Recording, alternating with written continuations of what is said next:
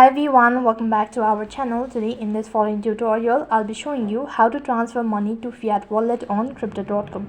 In order to do this procedure, first of all, log in into your crypto.com account. Once you're logged in, tap the three icon, and next page you'll be able to see the interface something like this. Now go ahead and tap the crypto wallet. Now, first of all, before you set a fiat wallet, you need to go ahead and sell your cryptocurrency. So select the cryptocurrency that you wish to sell. Then you can go ahead and set up a fiat wallet by tapping on fiat wallet. On that, go ahead and tap the transfer button located in the top right hand side corner. Then it's going to ask you to enter in the exact amount that you're transferring, and go ahead and link your bank account as well, and click the withdraw button located right at the bottom. As soon as you've done that, you've successfully transferred money to fiat wallet on crypto.com. So in that way, you can transfer money to fiat wallet on crypto.com. That is all for this video. I hope your video was helpful. Make sure to like, share and subscribe to our channel. Thank you for watching. See you in the next video.